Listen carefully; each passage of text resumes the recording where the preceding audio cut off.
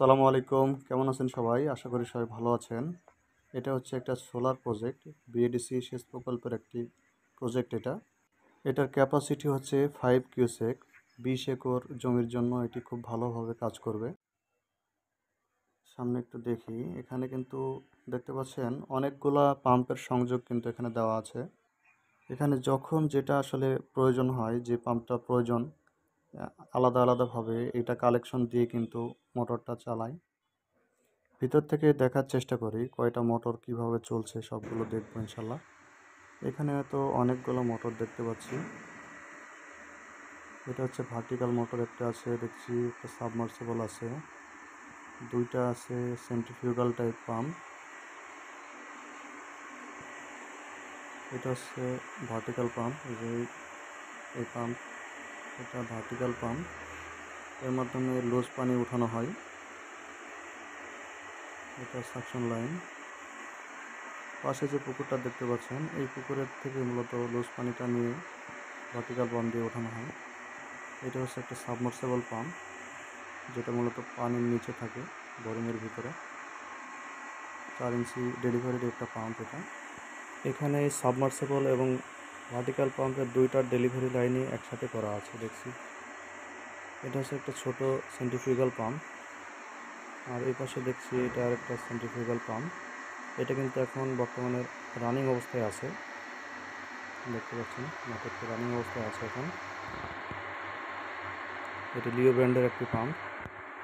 এখানে সবগুলো মোটরই কিন্তু সোলারের মাধ্যমে চালানো হয়, কোনোরকম ইলেকট্রিসিটি লাইন বাদেই সোলারের মাধ্যমেই কিন্তু শুধু পাম্পগুলো চালানো হচ্ছে।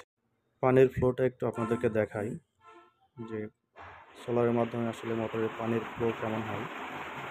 দেখতে পাচ্ছেন এটা হচ্ছে পানির ফ্লো। এখন কিন্তু বিকাল টাইম, রোদের তাপমাত্রা বা রোদের আলোর উজ্জ্বলতা কিন্তু এখন কম, তারপরেও পানির ফ্লোটা দেখলেন কেমন। এটা হচ্ছে পাশে সেই পুকুরটা, যে এই পুকুর থেকে আসলে ভার্টিক্যাল পাম্পের মাধ্যমে পানি টেনে সেচ কার্যে ব্যবহার করা হয়। এই হচ্ছে পুকুর, এটা ডেলিভারি লাইন, এখান থেকে পানি আসে, পুকুরে পানি দেওয়া হয়, আবার প্রয়োজনের সময় পুকুর থেকে পানি টেনে সেচ কাজের জন্য ব্যবহার করা হয়। এটা হচ্ছে ভার্টিক্যাল পাম্পের সাকশনের পাইপ। এই পাইপের মাধ্যমে আসলে ভার্টিক্যাল পাম্পটি পানি টেনে সেচ কাজের জন্য দেয়।